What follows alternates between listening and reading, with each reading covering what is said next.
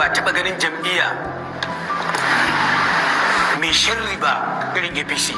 Hello guys, welcome once again to Think Tank TV. Now, I was having a conversation with someone not too long ago, and we came to realize that in the last 8 years, especially during the tenure of President Muhammad Buhari, you would barely see a northerner come out to complain about the government in power. There have been these insinuations that they always get the trajectory of the government from their religious scholars who tell them what to do at every given time, asking them to never come out and complain about the government that was imputed by them. Now, in this video, you're going to be hearing a Muslim scholar that has come out to speak truth to power, confessing and exposing how they were asked to never criticize the Bola Ahmed Tinubu's administration regardless of what comes out of it. How that President Muhammad Buhari and the APC government is one of the worst governments Nigeria have ever had. Now, he went ahead to explain how they were deceived to smoke President Goodluck Jonathan out of office, all in a bid for them to bring Muhammad Buhari and now Bola Ahmed Tinubu.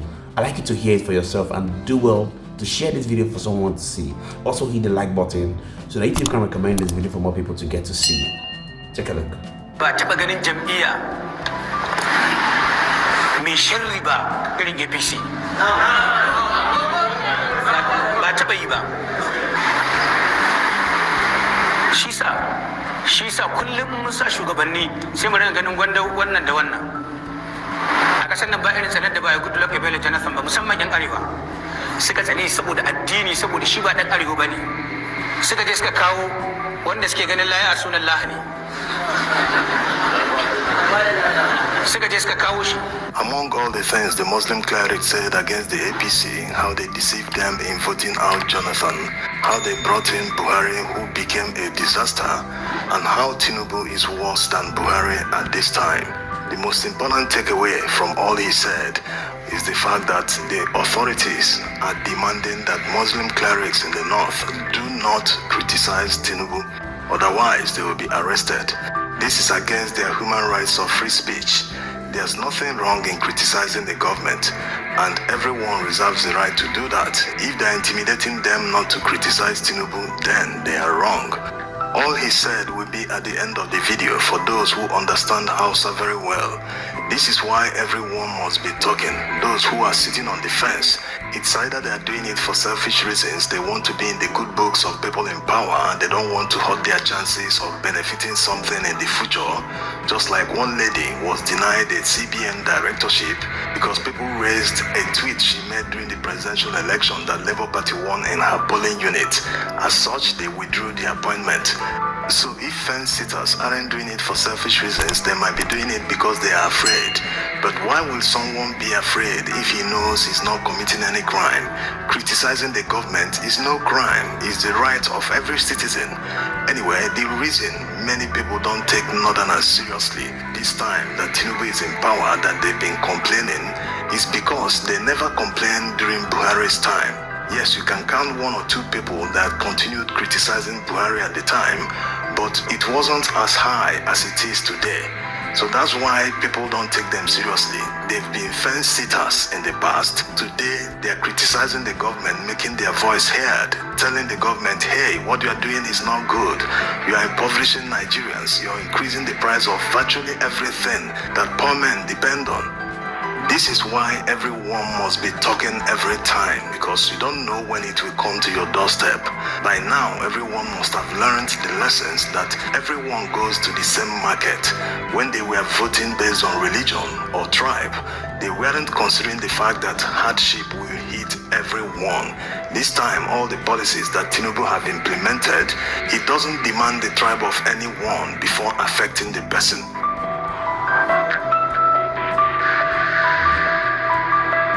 No one goes to the filling station to buy fuel at a cheaper price because the person comes from the north or from the south, or the person is Yoruba or Hausa or Igbo or any other tribe in Nigeria.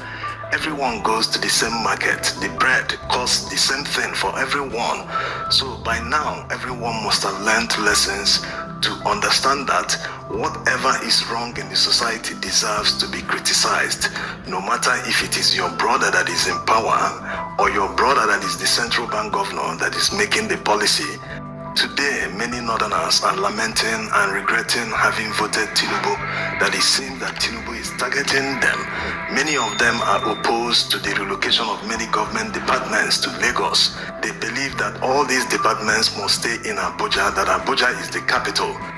They feel the government is targeting them, despite the fact that the government has explained that these measures were taken in order to save costs.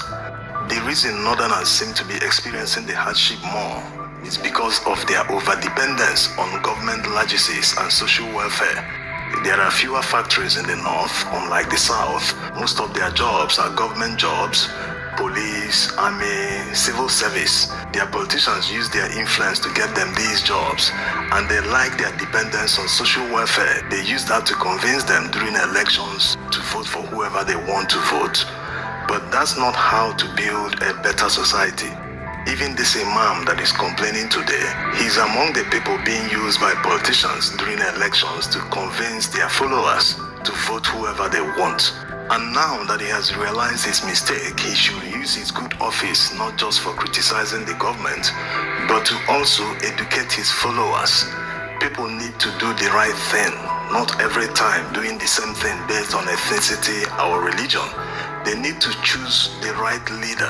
What Nigeria needs now is not the status quo. Nigerians need who will save the country and put it back on track for growth. Nigerians don't need the ethnicity of the person that will do the job.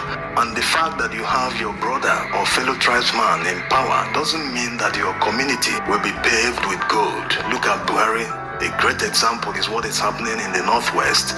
He couldn't solve these problems in his geopolitical zone, in his state of origin.